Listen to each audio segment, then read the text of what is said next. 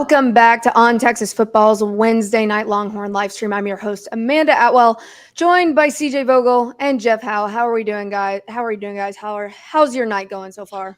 Just like the Texas injury report, I'm good.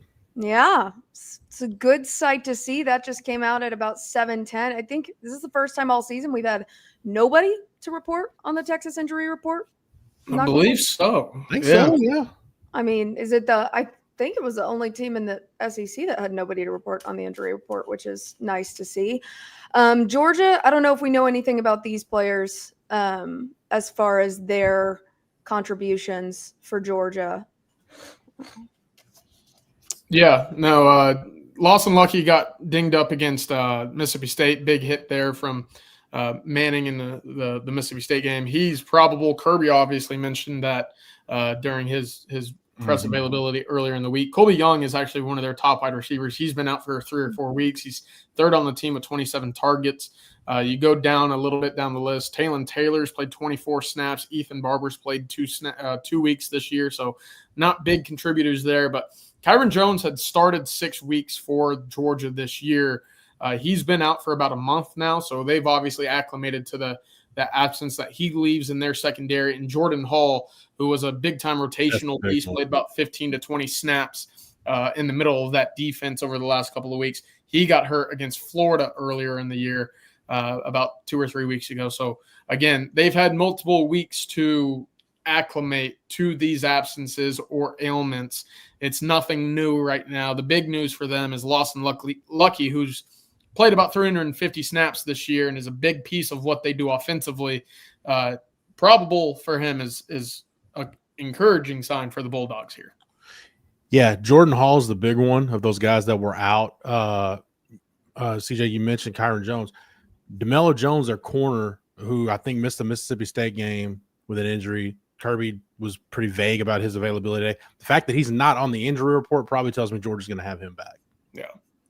And as far as the Texas injury report goes, I think I saw that Michael Taft was practicing with a cast. Do we know if he's going to play with a cast or not? Would you assume he might be and just wrap it up? Or I would assume a very heavy wrap. That's something that when you have that type of surgery or that type of treatment to, bones and needing to keep everything in line there, they're absolutely going to wrap it up. He said he didn't know on Monday what he would be playing with, whether it's a heavy cast, whether it's a brace, whether it's a stent, whatever. He's saying whatever it is, it doesn't matter. I'll be on the field. Yeah, and I think that's pretty critical as far as having him as the communicator back of the defense, back on the field, and the leader of the defense, because it's something you'll definitely need to see with Georgia coming up. If y'all have any questions, make sure to get them into the chat. We got a lot coming up here, but getting into more of just like preparing for this Georgia team, is there anything else about this injury report that surprises you? Did you expect to see anybody else on this injury report from just what you've heard from Sark this week? No, I think we've talked about it in the sense that, this bye week has come at such a perfect time for Texas, being able to sit back, relax, and get these guys up to speed. Texas had been using Xavier Phil-Sami and Michael Taft in a green jersey earlier in the week. That obviously doesn't indicate any type of injury severity, but it does show that they're being cautious with them in practice to make sure that they're good to go. I will mention this. We've heard some good things on Ryan Wingo and his availability. Obviously, you need 2 thumbs to catch a football when you're playing wide receiver at this level. Right now, it sounds like his thumbs are going to be A-OK whenever it comes to getting back on the field and being a big part of this offense on Saturday. I haven't looked at all the CFP contenders, all their schedules. I can't imagine there's anybody in that playoff mix that's got a tougher final 3 games in the country than Texas does. I don't think I've seen one. If you have any suggestions, let me know. But yeah. I don't think I've seen one. I mean, Arkansas. You can say what you want about Arkansas, but their offense gave it to A&M. They've been putting up numbers all year, so not something to look over. You fortunately have Arkansas at home, and then of course finishing it off with A&M, and then a road trip to Athens. So I don't really know how it could get much harder unless you just tossed in Alabama to that mix in place of Arkansas. Which it seems like, I I'm trying not to buy into Bobby being a clairvoyant, but man, season sure has played out like he told us in. Um, to CJ's point, like you can't ask for more than to be. You couldn't be healthier than you are right now. Haven't played 9 games already going into this 3-game stretch. Like the bye week was exactly when they needed it. So I'm excited. Now, granted, those guys are going to play, but I don't know that any of them are going to be 100% because I don't think anybody's 100% right now. You're a primary rotational player, let alone a starter. But man, you couldn't ask for a better looking roster from a health standpoint than the one you've got right now. No. Yeah, and I would say, I mean, is there any concern? Because we all saw how Texas came off of a bye last time against Florida and another road game in the SEC. I don't know if there's the same level. I feel like there's just a little bit higher of a priority of Georgia. You expect that you're going in to play a game where the other team's expecting to beat you. The world's expecting you to lose this game. Nobody was expecting Texas to lose to Florida. So do you think there's a different mindset there? I think the way I look at that is I just think this team is different from a mindset / mentality / whatever you want to call it standpoint now than they were with Florida. I think at that point it was less about Florida and still more about I'm not saying they were looking ahead to Oklahoma or anything like that, but I just think it was, hey, it's the first SEC game. You're looking at the big picture. I think now they don't have any choice but to look at what's right in front of them because it's Georgia, because of the situation with the playoff and where they're ranked. So yeah, and I think I'd like to think this team has grown up and matured and is getting in the right place at the right time, not just in terms of the X's and O's and the execution, but the mindset too. So yeah, I mean, I think for all that doesn't mean Texas is going to win the game on Saturday, but I think you'll see a much different team on the field against Georgia than the one you saw against Florida after the last bye week. Yeah, the thing I wanted to add to that is what does Sark do, right? If he wins the toss, does he risk another opening possession? Because Georgia very easily could go 10 plays, 12 plays, 7.5 minutes, and ends up with 7 points. And that would be the exact recipe that Florida started to begin that game in Gainesville, right? If Sark comes out differently, I think that would be a pretty good indication of where this team's focus is, especially offensively. If he ever says, win the toss, give me the ball against a Kirby Smart defense, he's got to be feeling good, because I would imagine there aren't many teams in the country that say, yeah, I want to start against a Kirby Smart defense. So that's something that I think is worth monitoring as well. But altogether, I think more than anything, this team knows that they can't slip up, right? They know that your margin for error is razor thin. You don't have the luxury of falling another game this year. And if you do, well, good luck. You're going to be going to Jacksonville for the ReliaQuest Bowl, right? You're going to be doused in mayonnaise if you're Steve Sarkisian and the Mayo Bowl, right? That's just what your future entails unless you take care of business this upcoming weekend. So I think they're going to be ready to go. Yeah, I feel like the Florida game just had to be a bit of a wake-up call of just like, you can't – this isn't going to be – you're not going to be cruising like you were last year through the SEC. Just, I mean, in the teams they were playing last year in the SEC were a bit not as great as teams are playing this year. Mississippi State looks a lot different. Florida looked different, even though Florida has proven not to be a great team. They're not the teams you played last year. Well, and I think too, the makeup of your team last year too was different. Like you were an older team, you were a more experienced team. Like we saw, like if you look at the conference games, like the Kentucky game, I think was a really good example of, man, when that team just decided, all right, let's get our stuff together and let's quit playing with our food and flip the switch. They could flip the switch. I don't think this team is in a position right now where they can flip the switch. So I think we saw that against Vanderbilt, right? Like you gotta have your foot mashed to the floor the entire time. I love what Sark said the Monday after Vanderbilt, that bye week press conference, where he said, look, it's a 4-quarter game. That doesn't mean we have to wait until the fourth quarter to decide we want to play. Like it can be like the entire game. You can play that way. But I go back. All right, Cubed, I think makes a really good point. And I said, actually, where was it? I lost it. Oh yeah. I said, we need Sark to outcoach Kirby, which is asking a lot. Big game for Sark. Similar to the Vanderbilt game. I said this before, the Vanderbilt game, and I think it applies to this game also.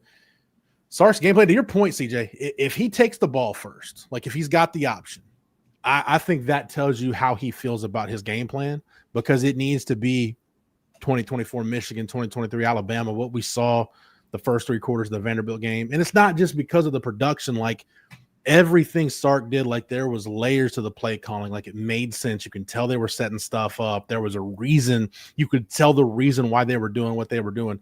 It's got to be that kind of game for Sark. Now, I think you go back to last year. I just think it took him too long to kind of figure out some things that were working against Georgia, because the offense was just completely out of sorts in the first half. But in that SEC championship game, you started to figure stuff out and you had success. And, you know, had it not been for red zone and special teams issues, Texas probably wins the SEC last year. Yeah, and Georgia could be had, especially in that back end, right? They don't rush the passer all too well. Georgia fans will tell you that's by design, and I don't know any team in the country that tells your pass rushers not to sack the quarterback. I know that that's not a strength this year, but altogether, you would like to get the quarterback on the ground. So there should be time. And again, this is where the chess match comes in with Kirby and Steve Sarkisian. Who wins the battle of protection on the quarterback side when Texas is on offense? Because you look, Tennessee had success throwing the ball vertically down the field. Ole Miss, to begin a game with 5 straight touchdowns, had great success throwing the ball vertically down the field. Alabama, obviously, for 2 years in a row, has had success vertically throwing the ball down the field. If Texas can get into that rhythm, well, then you're starting to space out Georgia from a vertical aspect, right? Then that opens up the quick intermediate and immediate screen game, right? And that's something that I don't think Texas ever really had in the last 2 contests a year ago, right? Even when they threw for 360 yards in the SEC championship game, all of that was a grind, right? It was all underneath and it was go. The ones in which you were able to have success vertically down the field was one-on-one situations. You know, the play that comes to mind is the one where Kirby looks like he's actually in pass coverage on the sideline to Matthew Golden when he makes a remarkable catch fading backward. But I'm saying with Arch, you know, we talk about his strength.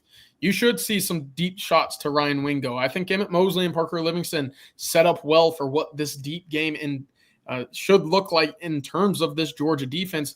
But it all starts up front with protection. And right now, with Texas trending in that direction of being able to protect Arch Manning, I think that bodes well. And that allows Sark to really go back into that bag that you talked about, Jeff, of playing 23 Alabama, 24 Michigan. Yeah. It can't be the exact same game plan you had against Vanderbilt 2 weeks ago, because the athleticism advantage you had on the perimeter in that game, it is not going to exist on Saturday. So I want to see what Sark does to change it up a little bit. I want to go back to something you said, Jeff, about just playing with their food. Do you think that Texas has a tendency to just play down to the level of an opponent or play up to a level of an opponent? I would have said yes before I watched the first 3 quarters of the Vanderbilt game. Yeah. Like, that was a team that version of Texas is the version that back in August and back during the summer, that's the version of Texas that we thought we'd see. Yeah.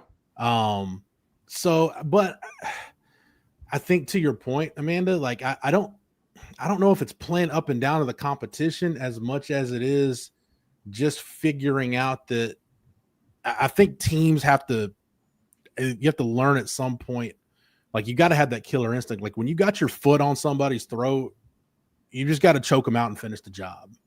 Like, you can't let up.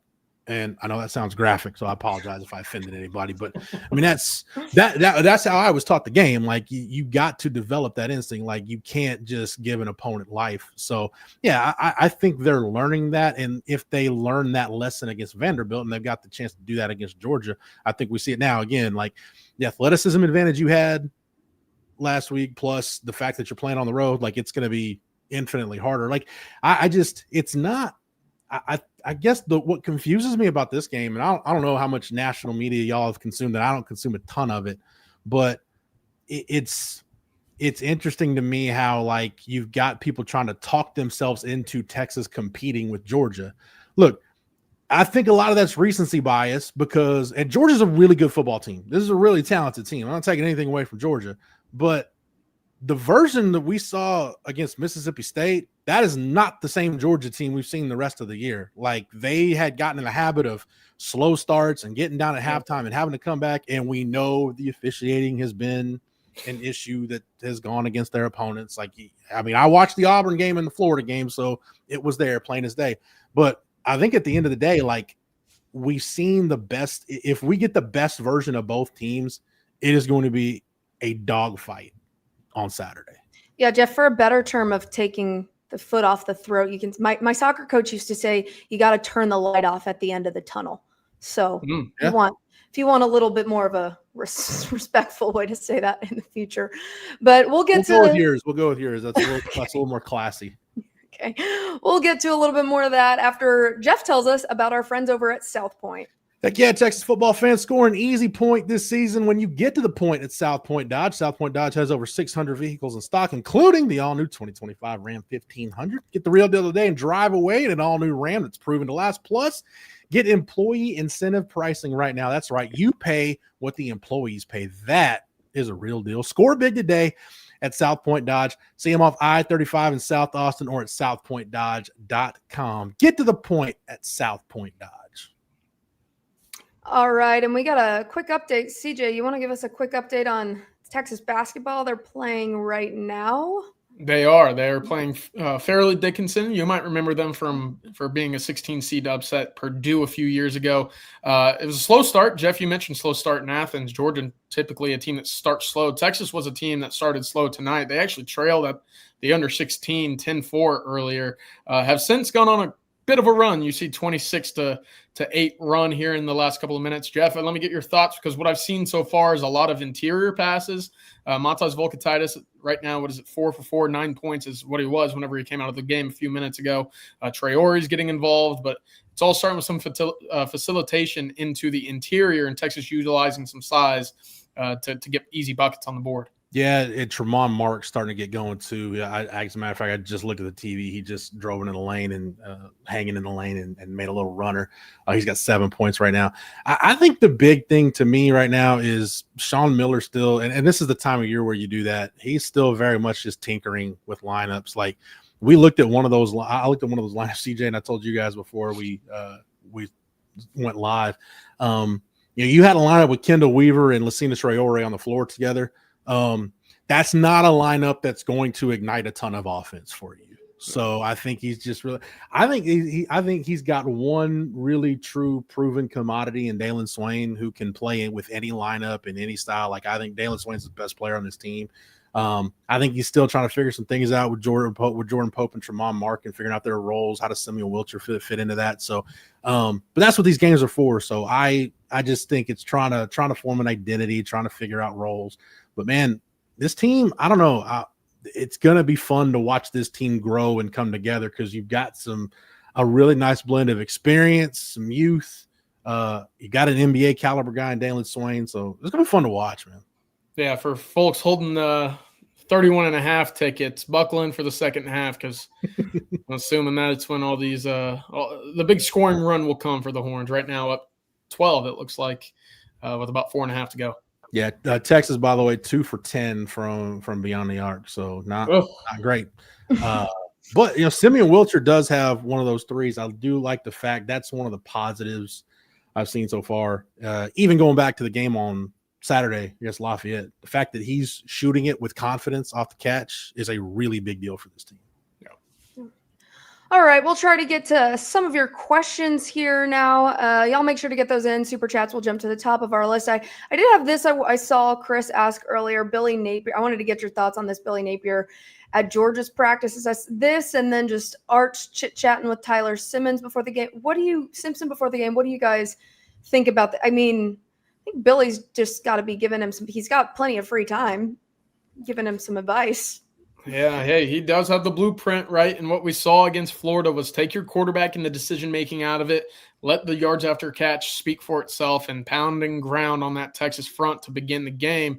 Georgia can do all of that. Plus, I think they have a quarterback that takes care of the ball and is better outside the pocket than DJ Lagway. So that gives them more of a way to tinker offensively. And I know Georgia fans haven't been the happiest with Bobo earlier this year, but look, they've been very efficient this year. That's what they do. They put points on the board, and they don't turn the football over all too often this year. So I think that this is a tough game for Texas defensively, right? We talk about that number 2 overall rushing defense. Georgia's got big bodies, right? They've mastered the big humans that can move, right? Texas adopted a lot of big humans, but those big humans couldn't move to the way in which in Alabama has with Caden Proctor and some of those guys up front, or Georgia right now with Ernest Green pushing 345 pounds, just moving people all over the place. They've figured that out. They can lean on you. They're a young unit, but because they don't play or do too much of what's asked of them, they're able to execute and play very well within their system, and it works right now. I will say, does this look like a different team? My thing with this was, I feel like the team that played Vanderbilt looked a whole heck of a lot different than the team that played Florida. So that's my only thing there of how much advice can Billy Napier give on the team, type of Texas team he faced versus how they're playing now. There two couple things. One, to your point, Amanda, the way I usually learn in this business is when I am just hellaciously wrong about something and okay, mark that, never do that again. I remember the 2018 season when Texas is going to play for the Big 12 championship, and David Beatty came to do some consulting work that week because he and Tom Herman are good friends. And I was one of the reporters making a big deal about it. Oh my gosh, this is great. You got a coach in the conference who's willing to come help, blah, blah, blah.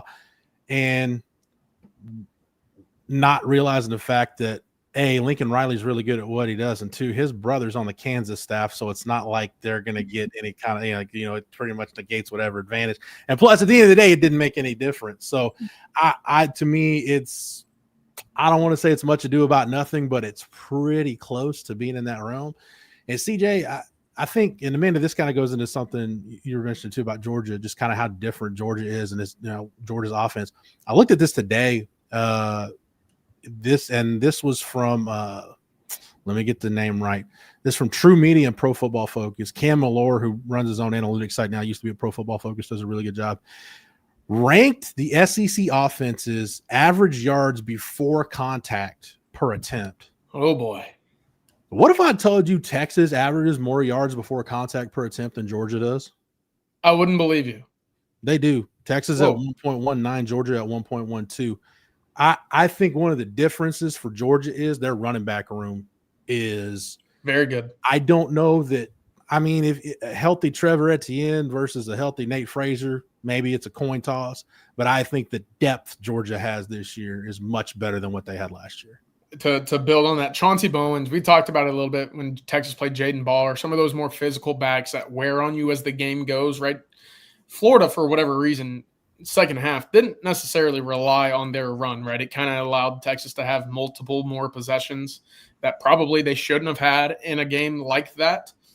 But a game in which you can rely on a 230-pound back late in situations, just like those games where you have a lead. Chauncey Bowens, to me, right now, averaging 5.5 a carry. He's got 16th in the SEC in tackle or missed forced tackles. Look, that's something I worry about. If they get that run game going, that opens up for the play action, in which they're fantastic at when it comes to Gunnar Stockton finding guys downfield. What Bowens is 230 plus, isn't he? Yeah, he's a big dude. Yeah. Not someone I want to be tackling. All right, we'll get to a little bit more about this Georgia game coming up after we hear from our friends over at Advanced Pain Care. Pros know the pain stops here. Physical therapy helps me as an athlete then and now. And do I still need therapy? Yes. And Advanced Pain Care helps with that. Injuries will stack up. They'll add up. You can't let those injuries get you down, and Advanced Pain Care has been very helpful for me. We can help with whatever's got you down, from nerve damage to our spinal cord stimulator. Pain is inevitable. Suffering is optional. Same-day appointments available. Advanced Pain Care. The pain stops here.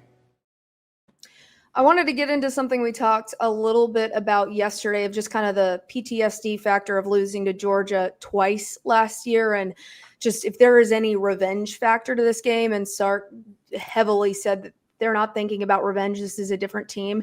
And Kirby actually commented on this in his press conference 2 days ago as well.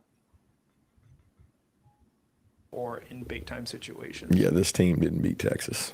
That team, and this Texas hasn't played this team of ours. So two completely different teams, in my opinion. So I think it has zero effect on it. And I think this goes into something that you pointed out, CJ, too, of just like, you said this in your article today of just like, is this a Georgia defense?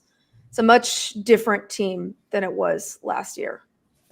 Yeah, it is. And one thing that's constant, however, is Kirby Smart's ability to motivate his guys, right? What was it? A few years ago when Georgia went back to back, the first thing guys did whenever they got to the stand was say, hey, folks didn't believe in us this year. I was like, hold on, you just won a national championship the year before and you were the preseason number one. What are you talking about? People didn't believe in you, but that's what he does, right? He's a great motivator. He's a guy that can step into the locker room and, get a group of kids 18 to 22 to believe that folks are doubting a room full of 5-stars, or they're not supposed to be where they are. So he's done a great job of making this team, I'm assuming this, he's done a great job of making them believe that whatever happened a year ago, that doesn't have anything to do with what this team has done so far to this year. And that's a great strategy, right? That's how coaches, kind of go from great to elite to, legendary. Right now, Kirby's kind of teetering on that legendary, tier right now, and it's because of being able to say things and motivate just the way that he is today. I think he's there, CJ. Yeah. You win 2 national championships. I mean, there's a lot of great coaches that didn't win a national championship, and a lot of Hall of Fame coaches that only won 1. I think for you to have 2, I think that puts you in that tier. And MJF, this is a good point. How do you think Sark ranks as a motivator? I mean, you think he's up there as well? I maybe to be seen. I don't know. I don't know. And I say this because I think he does a great job of getting his teams ready throughout the week. Right. And I think he does a great job of, obviously we hear it, right, be laser focused, enamored with us, take care of the day to day, the minute by minute. I think that's all great. I do.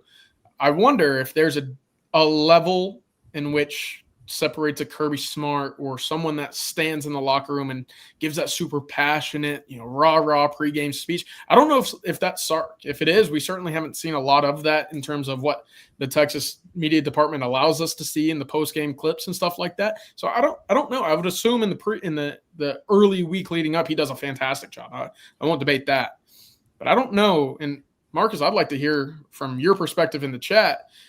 How much does that actually matter for teams and pregame speeches and et cetera like that? I think it depends on the team. Like the last couple of years, your leadership was so good. Man, Sark didn't have to get in the locker room and throw chairs and, and I know that this is, I don't want to soapbox this, but every time any athletic team at Texas is not having success, people are like, oh, he needs to go full Augie. And remember the Augie Garrido speech where Augie's, just screaming because if that speech is what you think Augie Garrido was all about, then you missed the entire point of what his life was all about and the kind of person he was and what he meant. Like you completely went over your head. Mm-hmm. But I think for Sark, I think it's twofold. One, I think it's got to be authentic, and I think for him, being authentic is not just ranting and raving and cuss. Like we've heard, look, Kirby's had plenty of leaked pregame speeches, right? Like that's his style. And I like the best way I can describe it. Kirby Smart is Will Muschamp, except Kirby has a thermostat that he can turn himself down when he's getting heated up a little bit. Will Muschamp doesn't have that filter. And I love Will Muschamp. He's my football spirit animal still to this day. But I think Sark is part of that. You got to be authentic. But I think too, it's kind of what CJ was talking about a little bit. I think for Sark, it's a little bit of that kind of Bill Walsh type approach where it's more about, it's kind of a blend between Nick Saban and Pete Carroll, where you want everybody to kind of relax a little bit, but at the same time, it's about preparation and focus and attention to detail. There's so much more of the mental side of it as opposed to, hey, let's just bloody our knuckles and, go in here, guns blazing. Definitely. Marcus, great comment here. I think the call to see it from the outside of the building is short-sighted. Those guys play for Sark. He pulls the right levers when and where needed.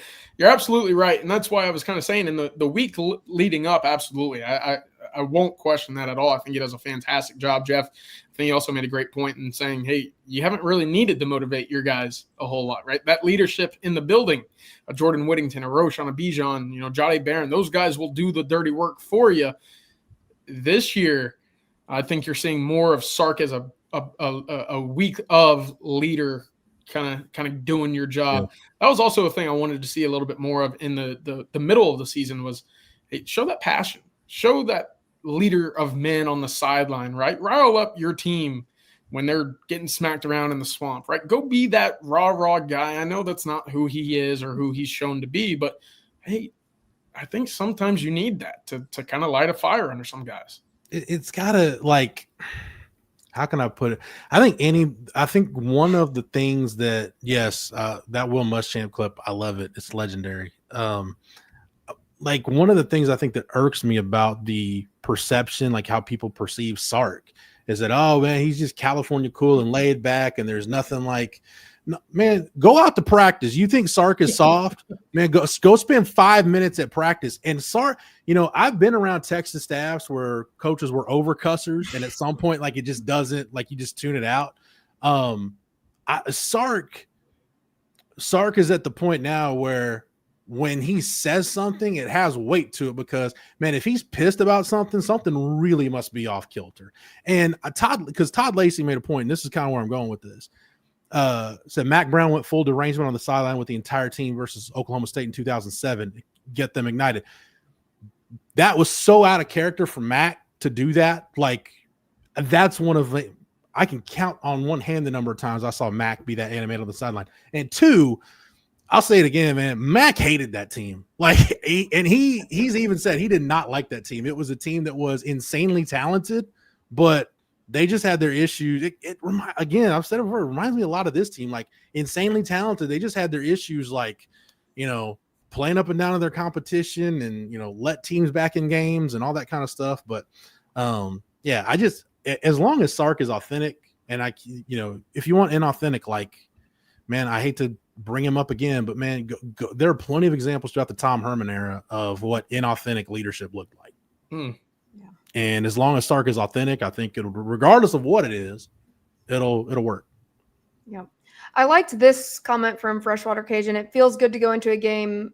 Well, this part of it, this is kind of nice. Whose opponent is not an embarrassment to lose to. Texas needs to play angry to win. I want 2023 Oklahoma State angry. Does this team have that attitude? The question of, does this team have an attitude? I mean, I feel like we saw an attitude, like an obvious attitude with the team last season. They're walking out the tunnel in Michigan to Boozy. I mean, that's a certain kind of attitude. Yeah. Have we seen that yet from this team? I think we saw a little bit for the first time against Vanderbilt, right? Some of that talking after the whistle, Anthony Hill, Colin Simmons letting folks know, specifically the opposing quarterback, hey, you're at our house. Like, and I think part of that is just playing away from home, right? It was obviously a long stretch. You don't have that support of, 100,000 behind you. Now, does that carry over to Athens? I think it's going to be really interesting. But yeah, I think after that bye week as well, you have 2 weeks full to build on some of that momentum and that swagger. It was something that was completely absent. And it's why I kind of applauded Arch for, kind of mean mugging that Sam Houston State kid. Hadn't seen it at all. I liked it. Now, can you replicate that against Georgia? Because you're going to need it.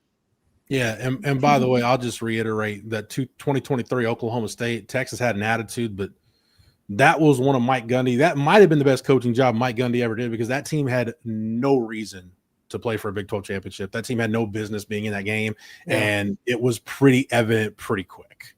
What was it? They returned 19 of 22 the next year and went 3-9. They went not very good, CJ. I don't remember what it was, but it was not very good. Oklahoma State, that downfall needs to be studied. The just complete Oklahoma State going into a disrepair of a program. And my brother just married an Oklahoma State grad who is very, very passionate about that team. And she doesn't talk about football much these days. Life comes at you fast when you don't spend money in the NIL era. I was like, it's okay. You married into burnt orange, so it's an easy outfit swap going from orange to burnt orange. All right, we'll get to some more of your questions after we hear from our friends over at Von Lane. From Texas football Saturdays to NFL Sundays, from ACL Fest to Formula One, this fall is stacked, and Vonlane is a smart way to get there. Forget TSA lines or fighting I-35 traffic. With Vonlane, you board in minutes at luxury hotel terminals. Then it's just 22 big first-class seats, each with Wi-Fi outlets and an onboard attendant bringing snacks, drinks, and yes, even beer and cocktails. You'll arrive relaxed and ready for kickoff, the concert, or family time. And with booking open through December, you can also lock in Thanksgiving and Christmas travel now. Go to vonlane.com, use code OTF25, and save $20 on your first ride. Vonlane, elevated regional bus transportation. All right, I saw this question earlier. I want to get y'all's nerves as well. Where are your nerves at? I know, you, Jeff, you felt better about Vanderbilt than you did Mississippi State, which ended up being pretty accurate there. But how do we feel going into Athens? And I'm wondering how the Georgia side feels. From what's showing up on my Twitter for you, they seem to be pretty confident, but I don't know how much you can judge from random people spewing stuff on Twitter these days. Yeah, I don't know if it's nerves for me, but I'm more anxious to see those positive trends we talked about in the Vanderbilt game, specifically like Arch's growth and the offensive line really looking competent for the first time all year. I'd take that back. Like the Oklahoma game, they were good, but again, as clean as they kept Arch and avoided negative plays, like we just haven't seen that from the offensive line against the defense with a pulse. I just want to see if those trends continue. You know, like Emmett Mosley is emerging as like a legitimate big time wide receiver in the SEC. Ryan Wingo, you know, hopefully the thumb injury doesn't derail what was looking like him starting to ascend toward that peak. Honestly, like getting Michael Taff and Jelani McDonald back, how that's going to help the defense. So yeah, I'm more anxious than nervous, I think. Yeah, I think I'm of the same boat. It's just like get me to kickoff, and then we'll see how the chips fall. Right? You know, you can only analyze so much before you're paralyzed by what you think is going to happen. And I know that's a cliche saying, but it's kind of true, right? It's like it doesn't matter almost. But what we do know is that this team is preparing. Right? They're at full strength for the first time this year. There's a lot of reason to think that they can go out and fight. Or on the flip side, I'm sure Georgia fans look back at the 2 wins a year ago, the loss of Ohio State, the loss to Florida, and say, piece of cake. They'll just move on to 3-0. Yeah. Marcus pointed that out here. Said Georgia fans fully expect to throttle us. I've yet to see anyone objective view us as a threat that considers himself a UGA fan. Yeah, what concerns me has almost nothing to do with like X's and O's or personnel or anything else.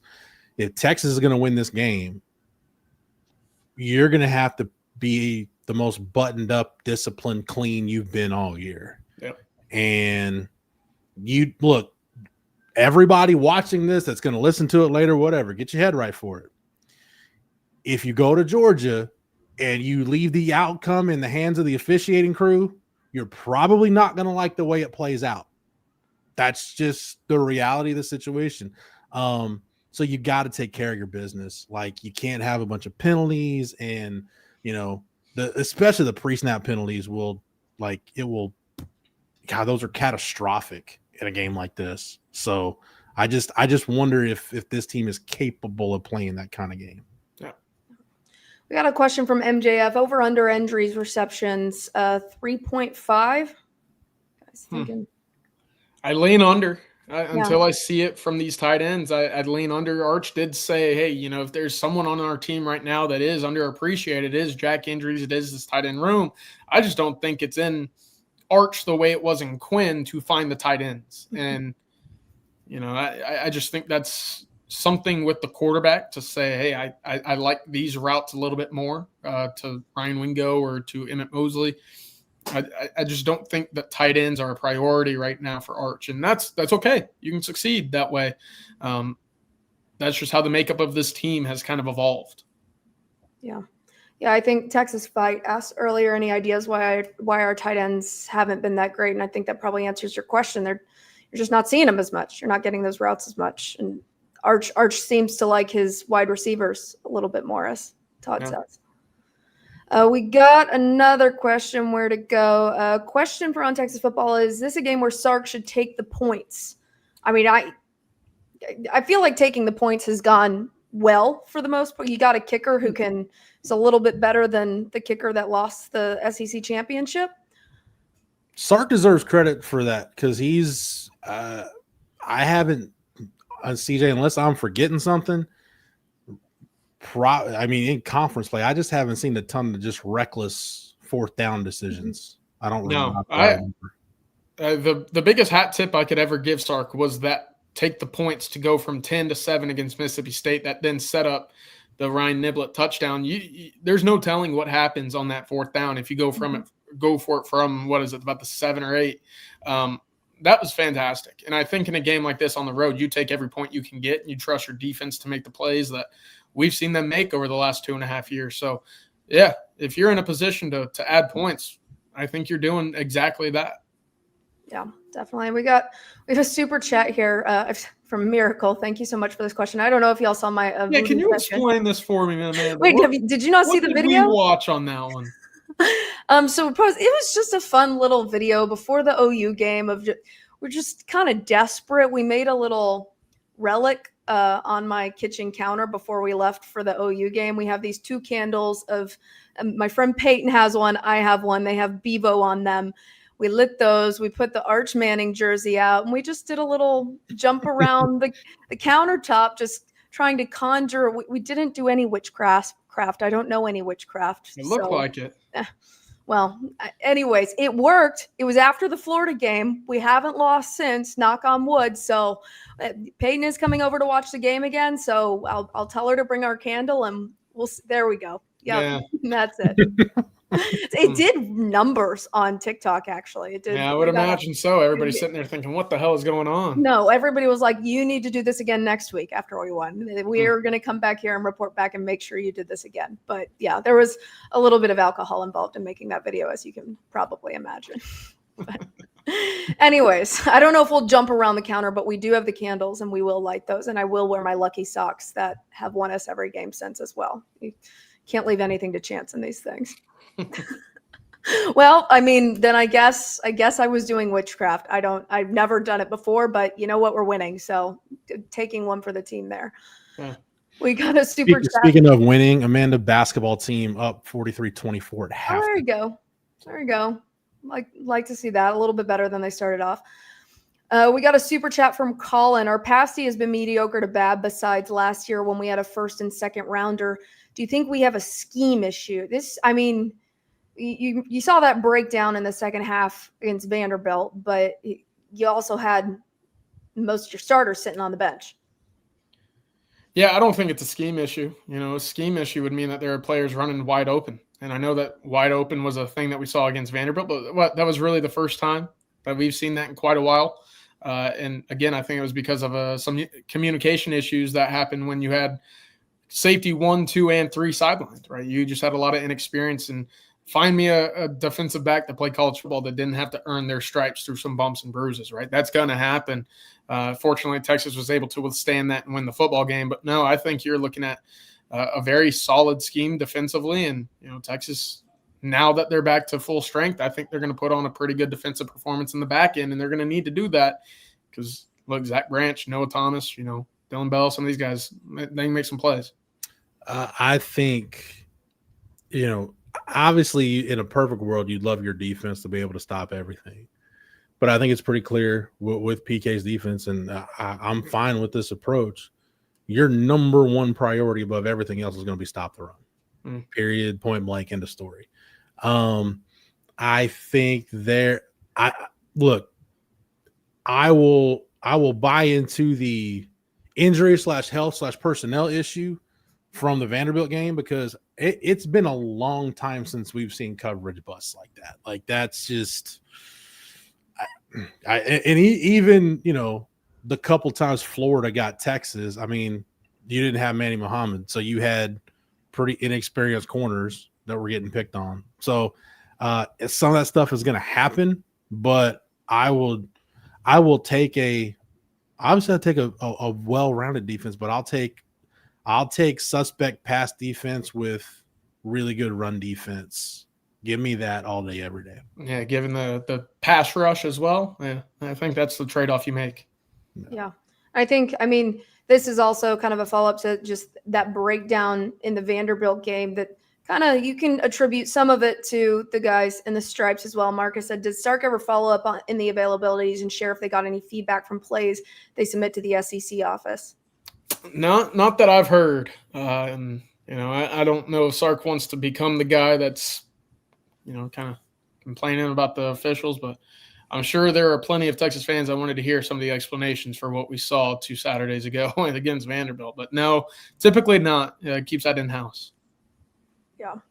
Yeah. I mean, that's something I'm sure a lot of people would love answers on, but I don't know if we're going to, I feel like it would have come out by now if we were going to get an answer on that. We'll talk a little bit more about this Georgia game coming up. First, let's hear from our friend over at Culligan's. When it comes to the water your family drinks and uses every day, you don't want to cut corners. That's why for over 90 years, people have just trusted Culligan. And here in Austin, Culligan Ultra Pure has been serving the community for more than 50 years. Culligan Ultra Pure provides high-quality residential water treatment at an affordable price, including reverse osmosis systems, water softeners, and UV purification lights. Whether your water comes from a well or a municipal source, Culligan has the perfect treatment solution for your home. And right now, you can schedule a free water test and save up to $600 when you mention On Texas Football. Culligan Ultra Pure proudly serves Austin, Corpus Christi, Victoria, Brownwood, Pampa, and Plainview. So don't wait. Call Culligan Ultra Pure today at 512-339-2378 to schedule your free water analysis. That's 512-339-2378. Better water starts with Culligan. All right, we got time for a couple more questions. Y'all make sure to get those in super chats. We'll jump to the top of our list. I liked this question earlier. Where'd it go? From Shivan. We were just kind of talking about this. How does our secondary match up with their receivers now that we got those guys back? How do you think they met? Because I just watched the Georgia highlights just for a recap after this game, and they're going to need a good matchup here. They are, Jeff. I was shocked looking at some of the numbers earlier. They throw to Zachariah Branch a lot. 63 targets. That's more than double their next highest target getter on their wide receiver. Of course, I mentioned Colby Young. He has 27. He's out for this game. He's out for the year, unfortunately, with a fractured leg. But the thing with Zachariah Branch is he has an average distance of target at 3.5 yards. So that's a lot of quick. That's a lot of underneath. That's a lot of get the ball and go. What does that tell me for what Texas might come out in? I think maybe it's a very similar look to what Texas saw against Florida, right? It's a very similar look to what Texas saw at times against Ohio State early on. It's going to be single high, in my opinion.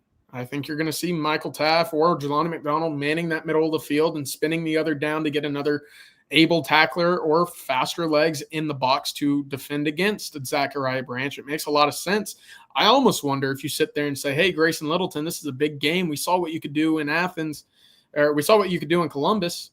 You have a very similar skill set to Zachariah Branch. Just go mirror him. And I don't think that's what PK will do. We normally don't see that type of mirroring, but it makes me wonder what they will do to take that away, because I think you live with the tight ends in the passing game. That's all right, right?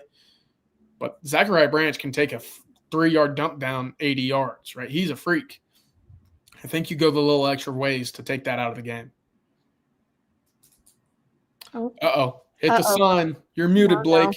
I was thinking about it today. I haven't done it in so long. I know I was due for one at some point. No, I was thinking Noah Thomas over the top too. Yes, hashtag for Craig always. London Humphrey sneaky too. Yeah, those guys on the top.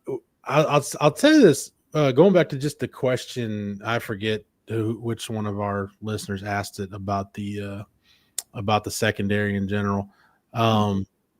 One thing that has concerned me, and I do think it's a problem because it showed up against Mississippi State too, and it's actually shown up a few times. Not just that there are missed tackles in the secondary, it's how they're missing tackles. Like, it's just really bad angles, just really bad technique and fundamentals. I know nobody's gonna be perfect, but man, I just that type of stuff will get you beat this weekend. You know, you were able to mitigate it to a certain extent against Mississippi State and definitely against Vanderbilt.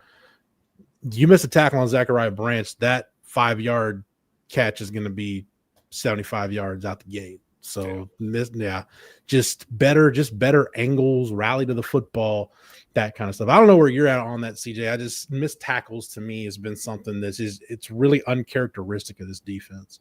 Yeah, and I think that's why you're seeing some more competition at corner. I don't know what that rotation will look like, right? Sark only mentioned 3 guys. On Monday, it was obviously Jalen Gilbo, was Malik Muhammad, and he mentioned Cade Phillips. If that physicality and that length shows up in Athens, I'm going to be really intrigued to see how Cade Phillips, kind of stacks up with a Georgia receiving group, which again has some playmakers. Don't sleep on a London Humphreys. That kid can make some big time plays. Yeah, I think the biggest thing I noticed just from watching those highlights was the physicality of Georgia's receivers and running backs. It's hard to tackle, very difficult to tackle. So like you said, you have to have the good form and you can't be missing these tackles. You have to completely wrap up, which is something that Texas has struggled with this year. We have a super chat here from Jeff. I'm thinking run it good enough and pass block good enough, and it's on Arch to win. I think it's on a little bit more on Arch to win it on the offense. Arch is doing his best earlier this season, and he's as good as the tools around him. He's as good as the people protecting him. He's as good as the receivers that he's throwing to. He was missing some passes earlier this season. He's gotten a lot more accurate, and Wingo was slipping up there. They seem to have gotten a bit more in step, but I think it's more than just Arch. It's the tools around you. Yeah, definitely. Any game that you're playing Georgia with, you're going to need all 22 on both sides, right? I do think, though, Arch needs to be the reason why Texas elevates its play offensively. And, there's some caveats to that. Obviously, wide receivers are going to need to find ways to create separation. Georgia's going to play a lot of heavy man-to-man in the second half. If you can't create throwing windows, how good does that really matter if your quarterback can put the ball where it is, if you're got a defensive back draped all over you? But we didn't see Arch really take off last week against Vanderbilt. Will he be able to do that on Saturday? I don't know. Georgia's pretty darn quick. But you go back a year ago and you see what Arch was able to do and what the 8 or 10 snaps that he saw in that game at DKR. The biggest, most impressive play was a 22-yard scamper that was the best play of the first half for Texas. So his legs can absolutely be a threat once again, and I do think he needs to be shouldering more of that playmaking ability for Texas if this Georgia defense comes out swinging like I think we're all expecting them to do. That is I don't know if it's the next step for Arch. Hell, it might be, but that's the last step. All the great quarterbacks, you look at the great ones at Texas, all of them, they all did it different ways, but they all elevated everybody around them. They elevated the offense. There was Sam, VY, Colt, just go down the list. They elevated everybody around him and elevated the offense. That is a step Arch is going to get to at some point. Is he there now? I'd love to see him be there on Saturday. But to CJ's point, the scramble is the ultimate equalizer in football. It can be you've got the right pressure and the right coverage and everything called, but that quarterback can still make you wrong because of his ability to extend the play.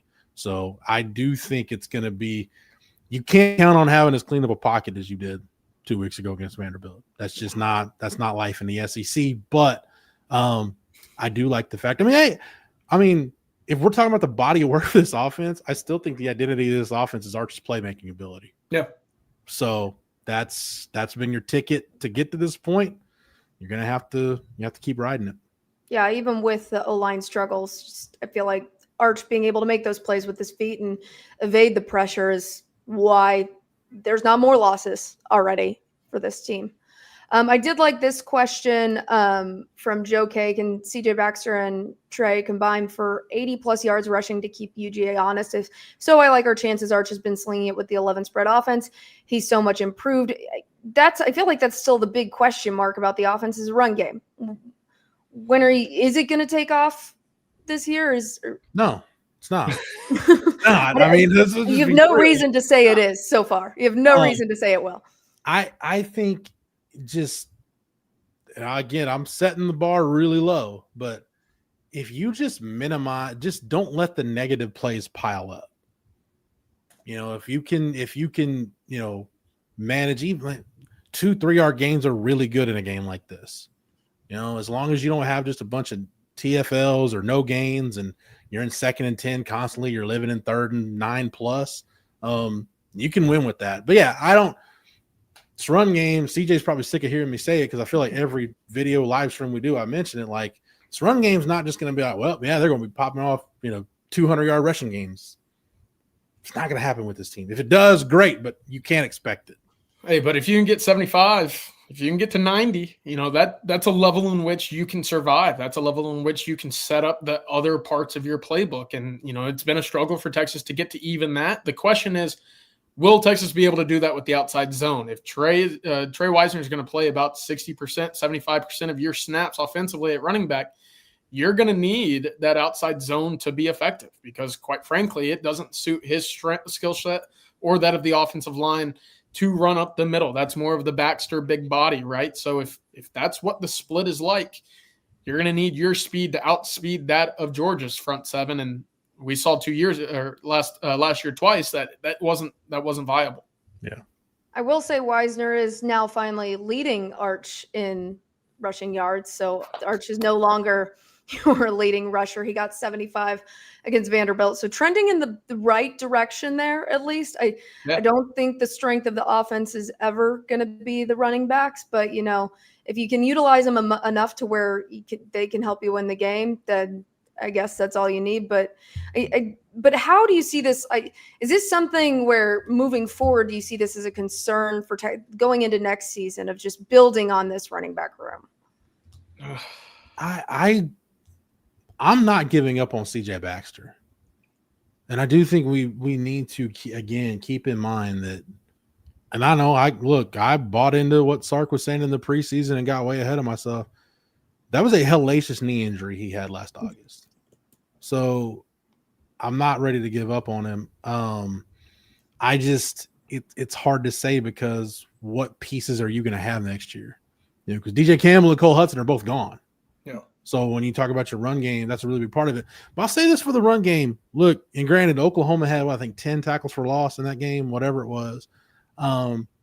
If you can run it well enough to beat Oklahoma, if you can control the line of scrimmage with some level of consistency against that defensive front, you can do it against anybody in the country. Yeah, that's true. All right, we'll get to a couple more of your questions, but first we're going to hear from our friends over at Hayes City Store. Jeff, take it away. Absolutely. Hayes City Store. There's very few restaurants. It's when you go to them, you just know right away it's a special place in Hayes City Store. Trust me, it's one of those places. Scratch-made Texas comfort food is what they're all about. They got the famous truck stop enchiladas, the award-winning chicken fried steak, the homemade desserts. It's all good, and it's all made from scratch. They've got live music 6 nights a week, 50 beer taps, ice-cold long necks, tasty margaritas, 13 TVs in the Ice House is a perfect game day setup, whether it's Saturday or Sunday. And if you're out there on Sunday from 10 to 3, they've got that brunch menu, which is awesome. Hayes City Store is dog friendly. They've got a tree net for the kids. So gather up your whole crew. Get on over to Hayes City Store. For more information, check out the website, HayesCityStoreTX.com. Hayes City Store, it's uniquely Texas. All right, we got time for a couple more of your questions. We got one here from Jonathan. I was with Jeff about putting Robinson at center and Hudson back at guard. Hopefully it works out for the better. What do y'all think about the growth game to game from Brandon Baker? What do y'all think about that? Here's how you know an offensive lineman is doing well: when you don't notice them during the game. Bang. Yep. Offensive linemen are like officials. If I notice you, it's either really, really good or really, really bad. Yep. Cornerbacks in that same conversation. If I'm saying your name, probably not a good day, right? Offensive line, absolutely. It's been 2.5, 3 great weeks for Brandon Baker. You've seen the growth from week 1. Goodness, it gets me. Amanda, you asked a little bit about that run game next year. Mm-hmm. I don't want to get over my skis, but I do think Brandon Baker is going to be a very, very good player for the Longhorns in 2026, and it's all based off of what I've seen over the last month or so. Yep. I like this question from Cisco earlier. Max said that if Texas has a trick play on special teams, this would be the game to utilize it. Thoughts? Man, I know we've gotten a couple special teams questions too. Like somebody's asking, is Kirby going to kick to nibble it? Yeah. Georgia's probably got the best kicking game in the country, especially since they added Zachariah Branch. Like, I know that the turnovers in the first half killed Texas last year, but you go back to that first game, Brett Thorson, the punter, had just as big a role in helping Georgia build that halftime lead and win that game as anybody on the field. Like he was awesome. Yeah, I'm really looking forward to this. I'll tell you this, like if you're Jeff Banks, you need to be prepared for it. And I think Mac's point, I've heard this from a couple other coaches, former coaches talking about it. You're at the point of the year where that trick play you've been working on all year that you've had in camp, get to the point where, use it or lose it. Like you might as well roll it out there if you feel halfway good about it. So. Yeah. I bet we see something. Yeah, I mean, I feel like Sark's going to have to dig real deep in his bag for this game. And why not? It's backs against the wall at this point. Yeah, and I think too. I think you'll probably see Texas come after a punt Saturday night. Non-offensive scores or setting up your offense on a short field from a big special teams play be a really good way to do it. I know that makes everybody nervous, but man, you gotta try to force the issue any way you can in a game like this. Got to put your chips in the middle if you want to win big. Yep. All right. Before we close out, I wanted to mention something that we saw online earlier. We got a former Longhorn legend, Tony Jeffrey, had a stroke, I believe earlier last week, which has left him paralyzed on the left side of his body. And he has a GoFundMe up if you guys are so inclined to go donate to this. Just a really sad situation, but he's strong. He's working back to getting to full health, and thankfully somebody found him before it was too bad. So obviously a difficult situation here. So donate if you can. And there's a very loud car driving by me right now. I don't know if y'all could hear that. Rushing to the link. Matthew, thank you for putting that in the link. Or in the comments. It's out there. But yeah, very sad story here. Yes.